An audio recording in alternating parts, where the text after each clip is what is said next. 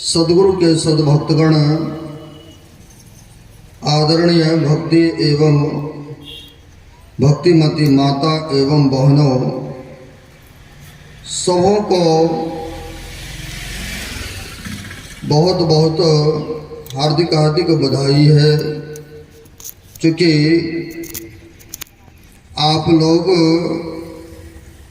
संसार के कामों को, धंधों को छोड़ करके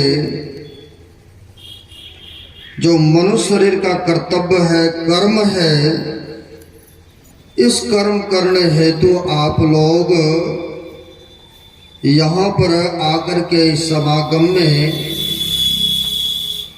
भाग लिए हैं। इसलिए आप लोग बहुत बहुत भाग्यशाली हैं। अभी हम आप पाठ के क्रम में ध्यान बिंदु उपनिषद से सुन रहे थे, ध्यान के महिमा के बारे में। ध्यान करने से क्या होता है?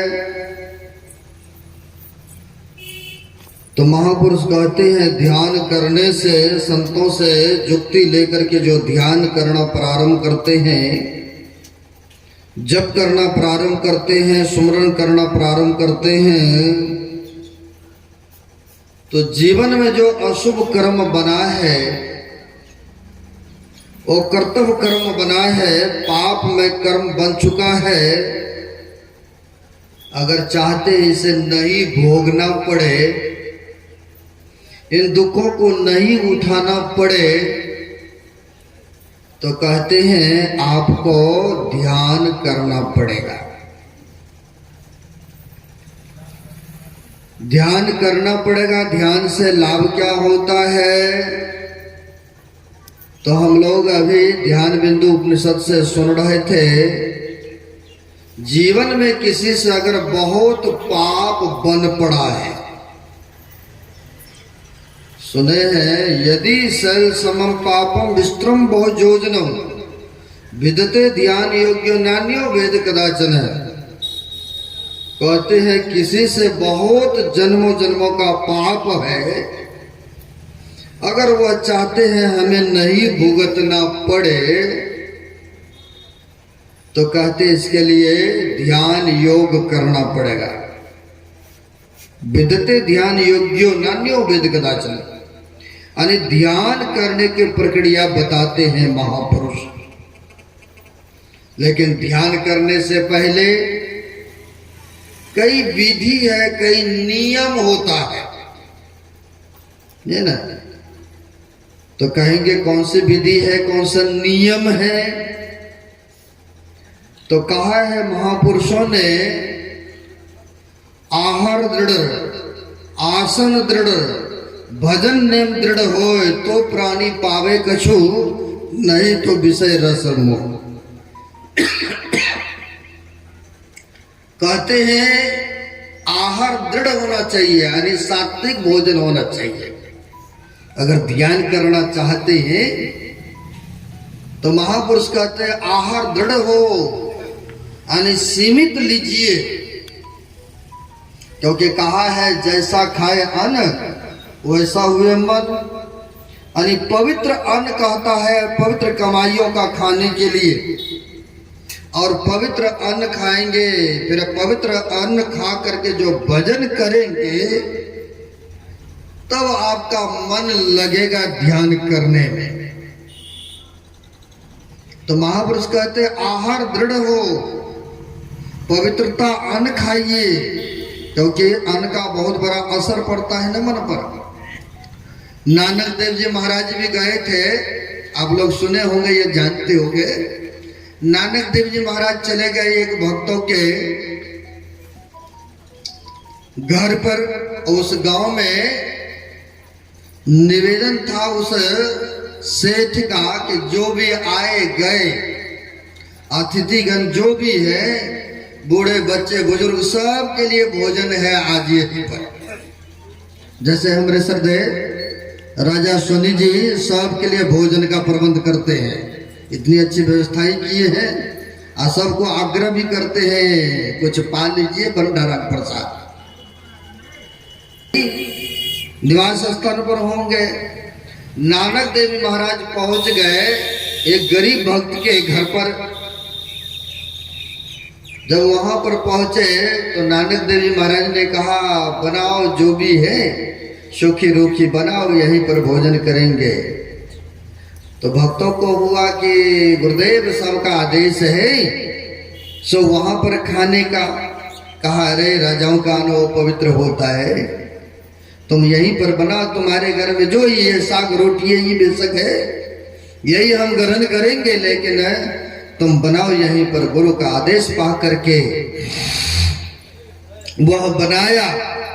अब वहीं पर बनाया तो नहीं होता है, शाम में कोई होते न व्यक्ति कि चलो अब भोजन का टाइम हो गया कहने के लिए, तो देखते हैं आया तो चूल्हा जल रहा है। अरे सबके लिए जब भोजन का प्रबंध है तो तू लोग यहाँ पर चूल्हा चौका जला रखे हो, क्या बात है? उस गरीब भक्तों ने कहा, हमारे गुरुदेव का आदेश है कि सेठ के अन्न खाने से भजन नहीं बनेगा, उनका अन्न पवित्र होगा, इसलिए मैं गुरु का आज्ञा का पालन कर रहा हूं। जब ये बात सुना कि सेठ साहूकार का अन्न पवित्र होता है, जो राजाओं का सिपाही था उनको बड़ा लगा झटका। ये तो गरीब कहाँ खाने के लिए दाने दाने पर तरसते हैं, और इनके घर में एक साधु फकीर आए हैं, अब वो ऐसे बातें करते हैं। तो जा करके सेठ से कहते हैं कि वहां पर एक फकीर आए हैं, उन्होंने ऐसे ऐसे कहा, वो आने से इनकार करते हैं कि सेठ का अन्न पवित्र होता है, इसलिए हम नहीं खाएंगे। तो बड़ा सेठ को भी बुरा लगा, घर मकान ठीक से नहीं, रहने के लिए ठीक से नहीं, शरीर पर वस्त्र नहीं है, और ऐसे बातें करते लंबे चौड़े। तो आ गए सेठ जी, आकर कहते हैं तुमने मेरा अपमान किया है, जब सबको निमंत्रण दिए हैं, आए गए सबके लिए, तो यहाँ पर चूल्हा चौका जला रहे हो।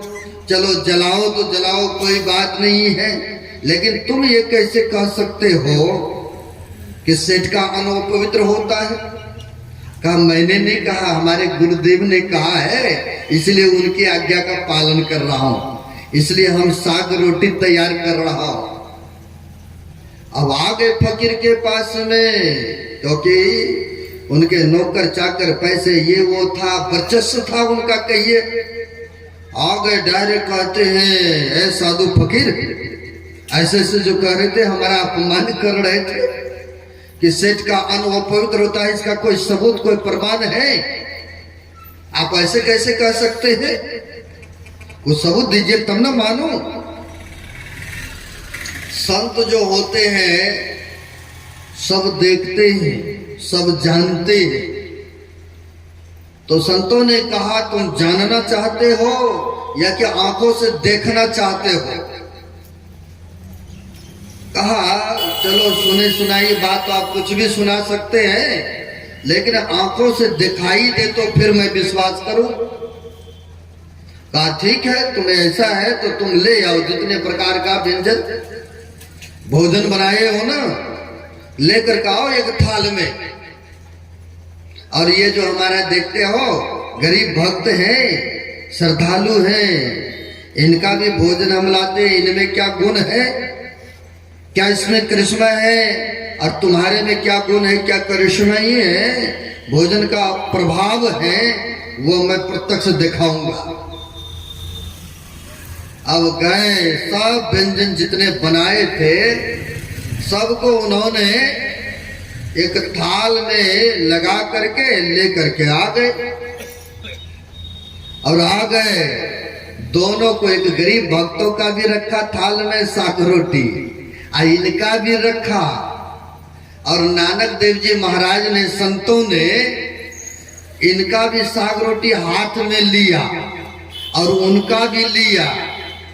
सेठ का जो अन्न था उसको ऐसे निचोड़ा, तो निचरने के बाद उससे खून के बूंदे नीचे गिरा। अब देख करके सब भक्त हैरान है, ये कैसी बात है? ये गरीब का जो था मेहनत मजदूरी का, ईमानदारी का कमाया हुआ।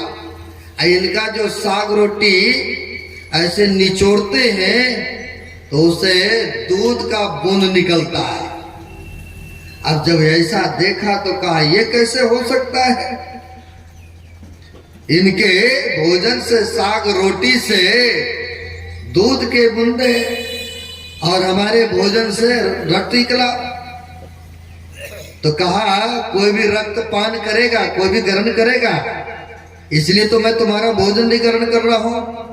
यह गरीबों का है, मेहनत ईमानदारी की कमाई है, इसलिए। लेकिन तुम्हारा जो है, तुम वर्चस्व में अपने आप को समझते हो ना, दूसरे को, गरीबों का हक मार करके है तुमने इकट्ठा किए हो, इसलिए तुम्हारा अन्न पवित्र नहीं है, इसलिए हम तो गरीब का ही खाएंगे। उनके आंखें खुल गया है ना। तो इसलिए कहते हैं जैसा खाए अन्न वैसा हुए मन। अरे यहां पर कहते हैं आहार दृढ़ हो, शुद्धमय हो, पवित्रमय हो। अगर भजन करना चाहते हैं तो कहते हैं तामसी भोजन छोड़िए, है ना। राशि भोजन भी मन को चंचल पैदा करते हैं। खूब तली छोकी चीज खा करके आप कहेंगे कि हम ध्यान पर बैठेंगे, मन आपका चंचल विशेष होता है, उस समय फिर ध्यान में मन नहीं लगेगा। तो महापुरुषों ने कहा इसके लिए आपको सात्विक भोजन लेना पड़ेगा, सदा संकल्प लेना पड़ेगा अगर भजन करना चाहते हैं तो। वो भी पवित्रमय अन्न को ग्रहण करना होगा, क्योंकि कहा है भजन करना है तो भोजन सुधारो, स्वाद में पर के भजन ना बिगाड़ो, है ना। महापुरुष कहते हैं सात्विक अन्न को ग्रहण करो और तब भजन करोगे। तो यह हुआ अन्न की प्रभाव। तो कहते हैं आहार दृढ़, आसन दृढ़, आसन भी दृढ़ होना चाहिए। एक आसन से बैठिए देर तक, जिस आसन से आप देर तक बैठ सकते। कई आसन बताए हैं गुरु महाराज ने, सुखासन है, वज्रासन है, पद्मासन है, मुर्दासन है। जिस आसन से आप देर तक बैठ सकते हैं उस आसन से बैठिए आप। लेकिन बैठने के पहले आपको बताए होंगे कि कोई आसन होना चाहिए, ये नहीं कि जैसे तैसे जगह पर बैठ गए। बहुत आदमी तो ऐसा देखने को मिलता है, पुराने से पुराने सत्संगी हैं और जिस बिस्तरा पर सोते हैं और उसी पर भोजन भी करेंगे और चाहेंगे कि भजन भी हम इसी पर बैठे बैठे करें, है। कहीं पोता छोटा छोटा पोतिया पोतिया दे दिया गोद में तो कुछ कर भी दिया, खाया कुछ गिराया, और पवित्र हो गए बिस्तरा, उसी पर बैठ कर चाहते ध्यान कर लेने। भाई दूध रखते हैं तो उसके लिए भी पहले पवित्र बर्तन खोजते हैं, ने सफाई करते तब दूध रखते हैं। ये परमात्मा का भजन करना चाहते हैं, इसके लिए तो पवित्र स्थान होना चाहिए ना। तो कहते कोई बात नहीं है, सबके साथ रहना है, लेकिन एक आसन रखिए बना करके। कंबल का हो तो और उत्तम बताए हैं, या कोई गमछा ले लीजिए, कोई कपड़ा ले लीजिए। देखते कई हमारे सत्संग प्रेमी बुजुर्ग जन हैं, यहाँ भी बैठे हैं तो आसन लगा करके बैठे हैं, बड़ी खुशी होता है, ऐसे होना ही चाहिए। तो कहते हैं एक आसन रखिए आप, जो हो, चाहे कपड़े का हो, चाहे कंबल का या गमछा हो, कोई भी हो, केवल पूजा पाठ के लिए ही वो हो कपड़ा। पूजा पाठ किए और उसको समेट के रख दिए, है ना। तो कहते हैं आपको पवित्रता, एक आसन चाहिए, पवित्र स्थान भी चाहिए। महापुरुषों ने कहा है 3 जगह वर्णन किया है ध्यान करने के लिए, मन में, वन में या कोने में। कहते हैं मन में मन में उड़ते फिरते चलते फिरते गुरु को याद हमेशा करते रहना चाहिए। अब वन में नहीं जा पाएंगे, जंगल नहीं जा पाएंगे, कहीं गए एकांत स्थान देखे तो बैठ गए ध्यान करने। लेकिन कहते हैं पवित्र स्थान हो, अगर चलिए वन में भी नहीं गए तो कहते हैं आप घर के कोने में बैठ जाइए।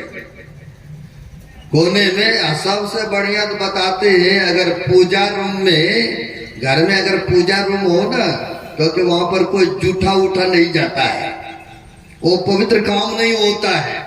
तो कहते हैं अगर पूजा रूम में बैठ करके ध्यान करेंगे तो आपका विशेष ध्यान लगेगा, मन लगेगा। यह नहीं कि बिस्तरे पर जिस पर खाया सोया और उसी पर ध्यान करेंगे, ऐसा नहीं बताते हैं महापुरुष, ठीक ना। तो कहते पूजा रूम में अगर करेंगे तो और विशेष लाभ होगा, क्योंकि जगह जगह का भी प्रभाव पड़ता है ना। एक आप फिल्मी स्टार के तस्वीर को देख लीजिए, कोई देवी देवता के देखिए, या कोई पहुंचे हुए संत का चित्र को देखिए, मन में ऑटोमेटिक है सबको अलग अलग प्रभाव। जैसे चित्र पर आपके दृष्टिपात होगा, वैसे भी अंदर में आपकी भावना भी परिवर्तन होता है, ये सबको होता है। तो इसलिए कहते हैं पवित्र में महापुरुष को घर में स्वरूप को लगाना चाहिए, यानी महापुरुषों का तस्वीर लगाना चाहिए, ताकि हर वक्त उनका दर्शन होते रहे, है ना। तो ऐसा महापुरुष कहते हैं कि एकांत स्थान में बैठ करके ध्यान कीजिए, आसन पर बैठ करके, है ना। तो इसलिए कहते हैं एक आसन से देर तक अगर बैठ गए तो फिर करना क्या है। तो गुरु महाराज के वाणी को पढ़ते हैं पदावली में, कहा इन्हीं ध्यान के माध्यम से, इन्हीं जप के जो बताए एक मंत्र का जप करने, चलो आसन भी लगा दिए, बैठ भी गए तो फिर करना क्या है। तो गुरु महाराज ने कहा है पदावली में, धार गर्दन मस्तक सीध साध आसन आसन है, अब बैठ के चकुमुखो इष्ट मानस जब ध्यान है, अब प्रेम नेम सो करत करत मन शुद्ध हो, अरे हारे में और आगे को कहो सुनो चित देकर।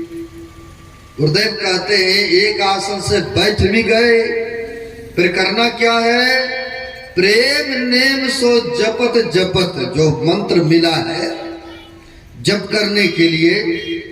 ये तो गुरु महाराज ने 3 तरह बताए हैं जप करने की प्रक्रिया। एक होता है वाचिक जप करना, वाचिक जप में होता है बोल बोल करके करना होता है। आप चले जाइए मथुरा ऋषिकेश वृंदावन, वहां पर हाथ में देखेंगे सुमरनी माला होता है, छोटी सी झोली होता है, बोल रहा है जप रहा है, हो सकता है गिनती भी करते होंगे। लेकिन हमारे गुरु महाराज कहते गिनती के साथ जप नहीं करना है, अनवरत रूप से जितना बन सके करते रहो। गिनती करने में लग जाएंगे तो ख्याल तो उधर चला गया ना आपका, फिर जप कैसे होगा। तो इसलिए कहते हैं कोई चिंतन नहीं करना, कोई ख्याल नहीं करना है कि इतना जप हो रहा, अनवरत रूप से जपते रहिए यार, है ना। तो कहते हैं जपने की प्रक्रिया एक होता है वाचिक जप होता है। तो गुरु महाराज भी सुनते हैं कि सभी को एक जगह सत्संग हॉल में इकट्ठा करके मंत्र जपाते थे, संतों के मौज होते हैं, है ना। आप गुरुद्वारा चले जाइए, जो देखे होंगे पंजाब प्रांत में, वहां पर खुलेआम वाचिक जप होता है, खुलेआम वाहेगुरु वाहेगुरु वाहेगुरु का मंत्र। लेकिन हमारे गुरु महाराज ने कहा है आप जप सकते हैं, लेकिन एकांत में आप जप सकते हैं मन को लगाने के लिए। ये नहीं कि सबके बीच में ही सुनाते जाएंगे, जो भेदी है उनको भी सुनाएंगे, जो अनभेदी है उनको भी सुनाएंगे, ऐसा नहीं कहा। एकांत में आप जप सकते हैं। तो कहते हैं उनसे भी कई गुना लाभ होता है वाचिक जप से उपांशु जप में, क्योंकि ध्यान के विधि को हम लोग सुने हैं, जो पाठ होते उसी पर कहना होता है, तो ध्यान बिंदु के बारे में हम लोग सुने हैं। तो कहते हैं कि वाचिक जप से कई गुना लाभ उपांशु जप में होता है। उपांशु जप जैसे जिब्बिया हिल रहा है, ठोरे पटपटा रहा है, यानी किसी को कुछ गुप्त बात लोग कहते हैं तो कान के पास में आके कहते हैं, अब बगल वाला दूसरा आदमी भी नहीं सुन पाता, नहीं कहते दूसरा व्यक्ति भी नहीं सुन पाते हैं। उसी प्रकार से कहते हैं यह उपांशु जप को करना, जिब्बिया और ठोड़े हिल रहा है, केवल आपका कान ही सुनते हैं, दूसरा तीसरा व्यक्ति नहीं सुनते हैं। तो वाचिक जप से कई गुना लाभ उपांशु जप करने में होता है ना। तो उससे भी कई गुना लाभ कहते हैं मानस जप करने से होता है। मानस जप मन से जपना होता है। जैसे आप लोग इतना पंडाल के बीच में बैठे, अगर आपको कहेंगे रात में क्या खाए थे जी, रात्रि कहाँ सो रहे थे जी, आपके कौन से अलमारी में रुपया पैसा रखा है, आप तो बेशक बैठे पंडाल के अंतर्गत में, लेकिन देखने वाला चला गया, देख रहा है कि नहीं इस अलमारी में हमने रखे हैं, नहीं, बिल्कुल सत्य वचन है। आपका मन चला गया देखने के लिए, आप तो यहां बैठे हैं, लेकिन देखने वाला देख रहा है कि नहीं, देख रहा है। तो उसी प्रकार से कहते हैं मन से जपना होता है, मन में, है ना, मन से जपेंगे, इसको कहते हैं मानस जप करना होता है ना। इसी जप, इसी ध्यान के द्वारा आपके अंतःकरण पवित्र होंगे। ना कि कोई ऐसा केमिकल बना है, ना कोई ऐसा तीर्थ है, ना कोई ऐसा धाम है जहां गए और आपके अंतःकरण पवित्र हो गए, ऐसा नहीं है। हमारे गुरु महाराज कहते हैं प्रेम नेम सो जपत जपत मन शुद्ध हो। अरे हारे में ही और आगे को कहो, सुनो चित्त देकर। कहते प्रेम और श्रद्धा के साथ आप एक मंत्र का जप कीजिए, है ना। इसी जप के द्वारा आपके अंतःकरण पवित्र होगा, है ना। इसलिए कहते हैं प्रत्येक मनुष्य को जो मंत्र मिला है, खान पान पर भी ध्यान देना चाहिए, आसन पवित्रता होना चाहिए, है ना। और जब इस तरह से करेंगे तो गुरु महाराज ने और भी बड़ा अच्छा कहा है, फिर काल भी कुछ नहीं बिगाड़ पाएंगे। गुरु महाराज के वाणी को पढ़ते हैं, गुरुदेव कहने की कृपा किए हैं, अस कियो सब तर गयो, मतलब जिसने जिसने किया वह जन्म मरण के दुखों से तर गए। पदावली को पढ़ेंगे आप। गुरुदेव कहते हैं अस कियो सब तर गयो, राई राना रंग हो, अब विप्र भंगी अपर परवा, करियो तरियो न संक हो, माग भूखा बाग काल के, अब मुख पड़ो है बाबरे, होश कर चेतो सवेरे, बचो ध्यान की दौरे, अकाल मुख से निवकी भागो, ध्यान के बल भाई रे, ऐसो अवसर खोई हो तो रोइयो पचताई रे। गुरुदेव कहते हैं अगर काल के मुख से भागना चाहते हैं तो आपको ध्यान करना पड़ेगा। तो कहते काल मुख से निवकी भागो, ध्यान के बल भाई रे। जो गुरु महाराज ने कहा ध्यान करने से ही काल के मुख से आप बच सकते हैं। वो जो बहुत सारा जन्मों जन्मों से पाप बन पड़ा है, वो कर्तव्य कर्मों को किए हैं, उन दुखों को भोगने से बच सकते हैं, है ना। तो वही कहते तर गयो अस्कियो सब, जिसने जिसने किया वह तर गए। जो ध्यान करते हैं तो क्या होता है, बाहर के पट देकर अंतर के पट खोलो भाई। बाहर के पटों को बंद करना होता है, पहले जो दीक्षा लेते हैं दो बंद करना पड़ता है, नहीं आंख को बंद करना पड़ता है या तो मुंह को बंद करना पड़ता है, ये दोनों को बंद करते हैं। जब नदानुसंधान की क्रिया करते हैं तो तीन बंद करना पड़ता है, आंख को भी, मुंह को भी और कान को भी बंद करना पड़ता है जो नदानुसंधान की क्रिया करते हैं। और जो आंख मुंह बंद करके ध्यान करते हैं तो संसार के दृश्यों, संसार के तमाशों को वो देखते हैं। कौन को भक्त हमको पुकार रहा है, कौन कहाँ भक्त है हमको याद कर रहा है। ऐसे ही पंजाब में 10 गुरु हो गए, 9वां गुरु हो गए गुरु तेग बहादुर साहब, बड़े पहुंचे हुए संत हुए। तेग बहादुर साहब जब 8वां गुरु ने शरीर छोड़ा, उन्होंने किसी को गद्दी पर नहीं बिठाया और वहां पर जो सेवक लोग थे सब के सब, जिनकी वर्चस्व था, वो अपने अपने ढंग से घोषित कर दिया मैं ही हूं गुरु गद्दी पर। वहां बाबा बकाले में 22 गद्दियां लग गए, 22 गद्दियां लग गए। अब जो था अपना अपना शिष्य को, अपना अपना सेवक को अपना लिया कि हम ही हैं गुरु गद्दी पर, तो हम ही हैं। और उसी समय तेग बहादुर साहब भी थे। जो संत होते ना, उनको मान करो तो भी ठीक है, अपमान करो तो भी ठीक है, वो तो भजन करने में मगन रहते हैं, उनको मान और प्रतिष्ठा से कोई ताल्लुक नहीं रहते हैं। संत तो ऐसे होते हैं, वह गुफा में बैठ करके एकांत में भजन करने में मगन थे।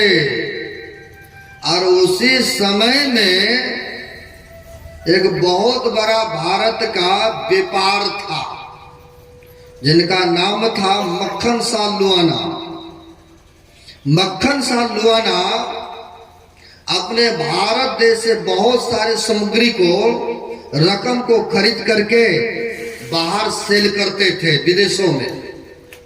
अभी भी आप जाएंगे, बंगाल जाएंगे तो वहां पर दूसरे देश में जहाज, पानी वाला जहाज से सामान को पहुंचाते हैं और उधर से फिर ले आते हैं कुछ। ऐसे ही उस समय पानी वाला जहाज पर बहुत सारे सामग्री खरीद करके, बहुत सारे व्यापार थे, लेकिन सबसे बड़ा था मक्खन शाह लुआना। उन्होंने खरीद करके यहाँ से वहां ले गए और उधर से भी खरीद करके अपने भारत में ले आते थे। लेकिन समुद्र में जहां जा रहे, होता क्या, समुद्री लहरें धे उठते।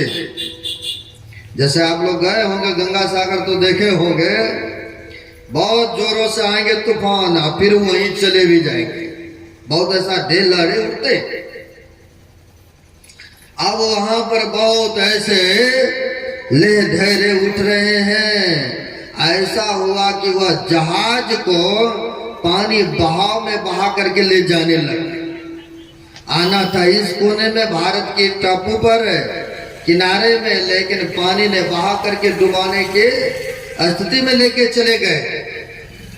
अब तो सब उस पर जितने बैठे थे सब व्याकुल हो रहे हैं, परेशान हो रहे हैं और सबको पुकारते भी हैं। जिनको जो मानते हैं, दुख जब पड़ता तो याद भी करते हैं ना, सब अपने अपने ढंग से याद करते हैं, सुमरते हैं, है ना।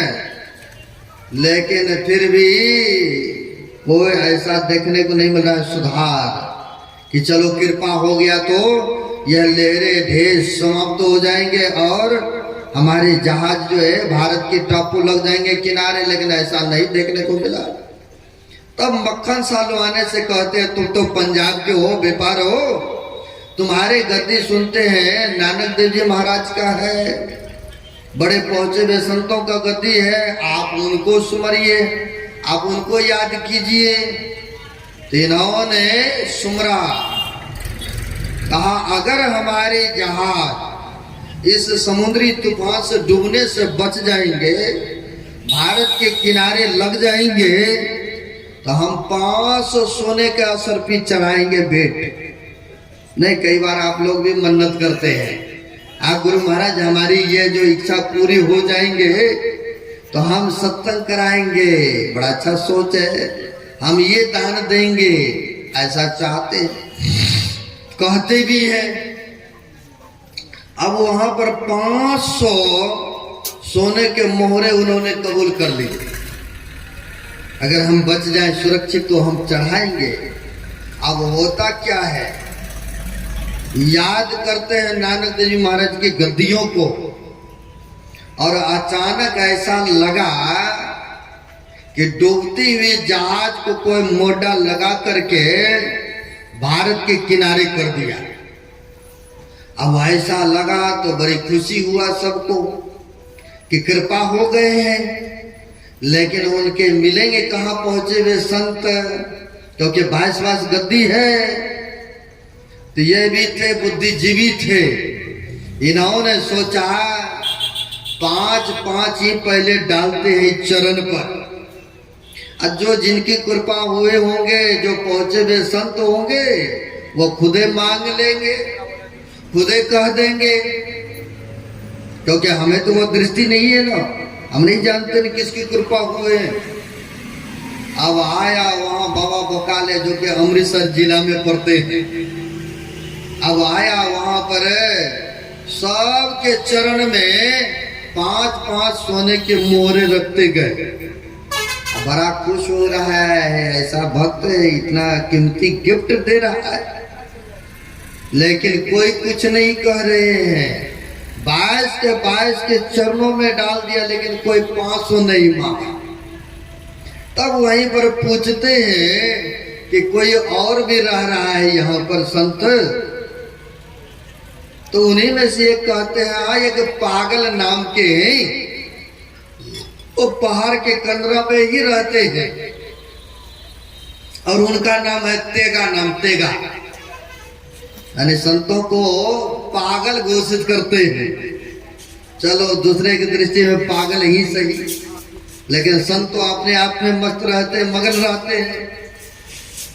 अब ऐसा कहा तो ये गए जो थे व्यापार मक्खन सालुआना, ये गए हैं और जाकर के देखते हैं वह तो ध्यान में मगन थे, चादर ओढ़ करके।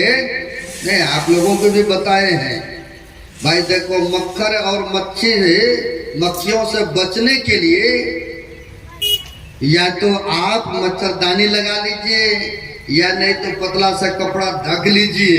नहीं, अब मैंने देखा एक व्यक्ति को अभी ध्यान करते हुए यहाँ हाथ रख रहे थे, लेकिन यहाँ नहीं रखना है।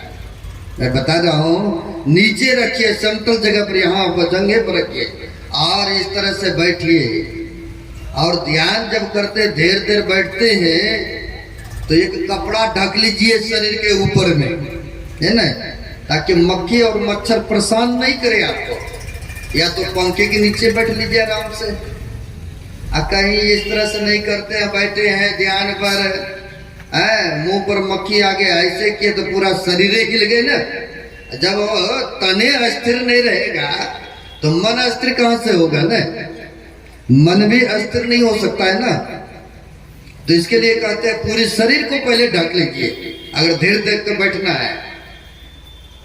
लेकिन माई लोग क्या करते, कई बार जो पहनती है कपड़ा ना, दांत के तर में भी दबा लेती है, वो तो पूरे शरीर को जूठन कर देते हैं। एक जगह हम सत्संग करने गए थे, सत्संगी भाई आया, ने पहले पैर हाथ धो लेते हैं, देख रहे हैं वो ट्यूबवेल पर गया, चापाकल पर धो भी रहा है, आधा पानी मुंह में ले रहा है, आधा पानी मुंह से ऐसे ऊपर में धो रहा है। आप सोच सकते हैं ऐसा भी बहुत करता है, इस पर भी आपको ध्यान देना पड़ेगा, है ना भाई। आधा पानी मुंह में लिया, आधा से ऐसे धो रहे, वो तो जूठे से धो रहे ना। कई व्यक्ति खाते खाते गिलास में या लोटा में पानी रखते हैं,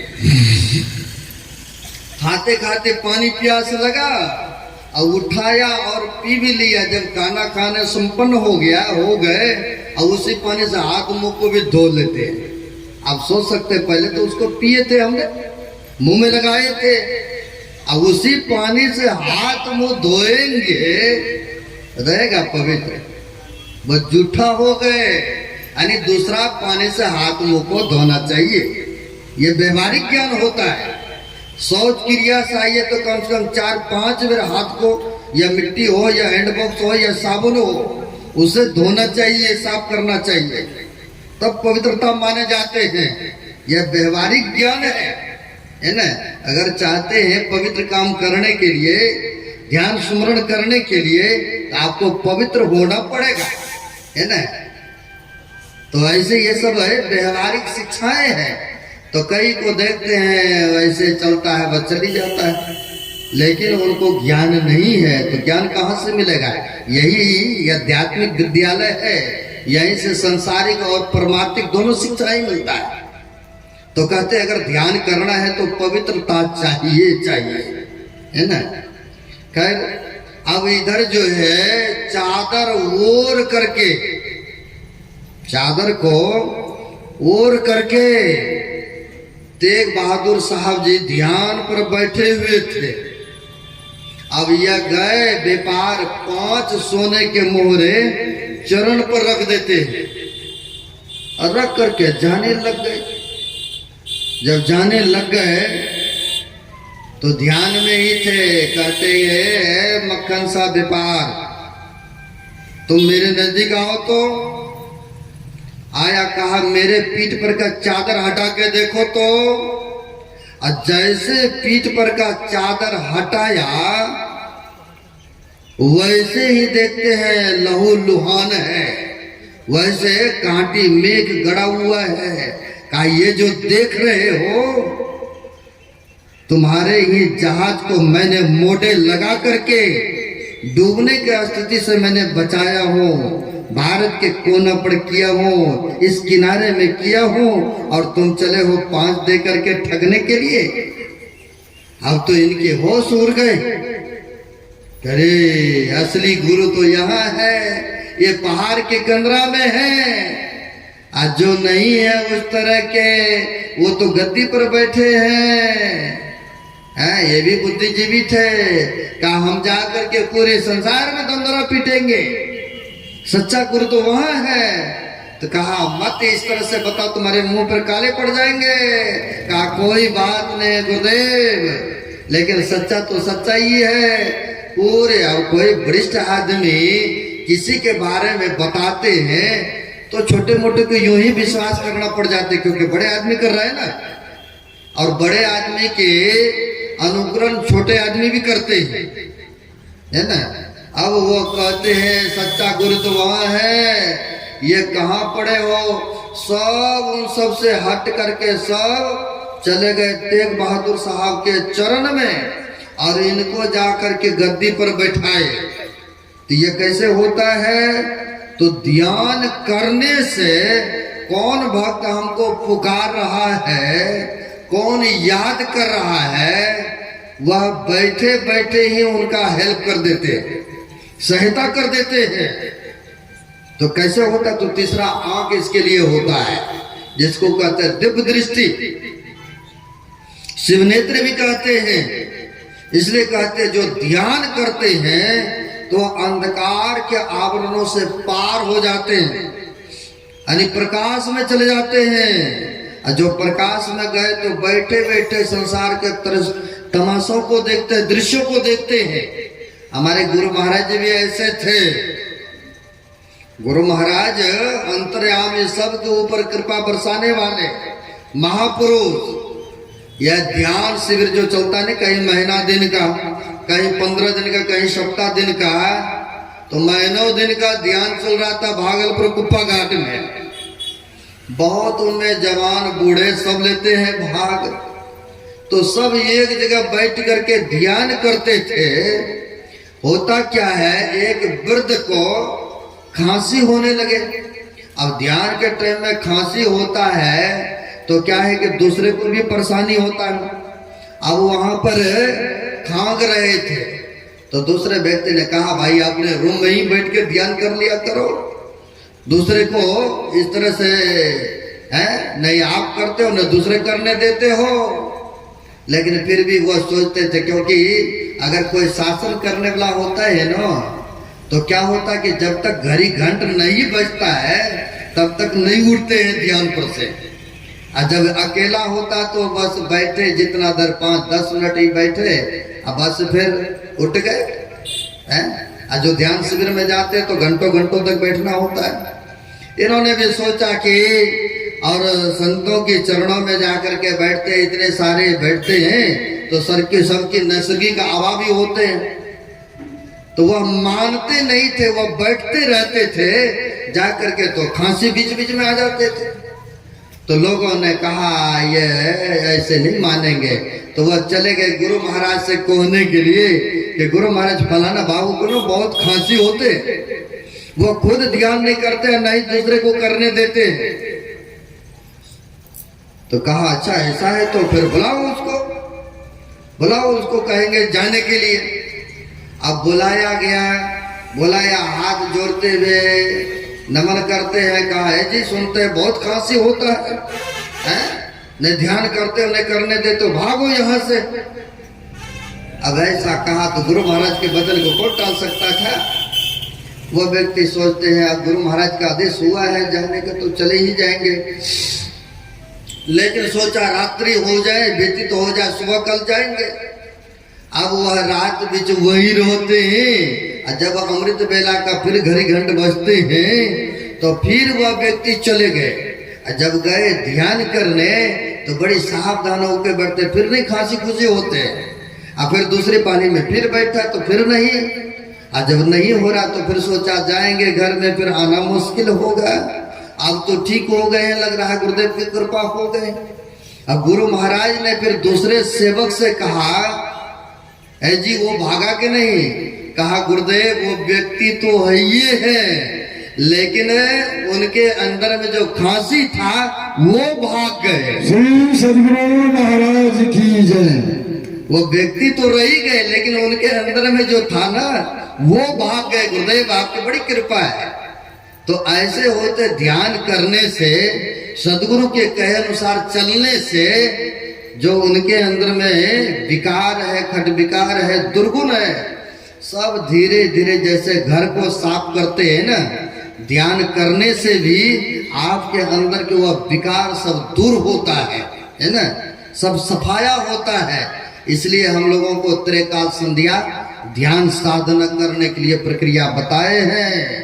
मनोयोग पूर्वक बैठिए, है ना, ध्यान कीजिए और पवित्र ढंग से रहिए, क्योंकि पवित्र काम करने के लिए पवित्र ढंग से रहिए। और गुरु महाराज के कहे अनुसार चलते फिरते उठते बैठते आपको जो मंत्र मिला है इसे भी याद रखिए। ये नहीं केवल ध्यान की घड़ी में जपेंगे, ऐसा नहीं कहते, जो हर वक्त जपते रहते हैं।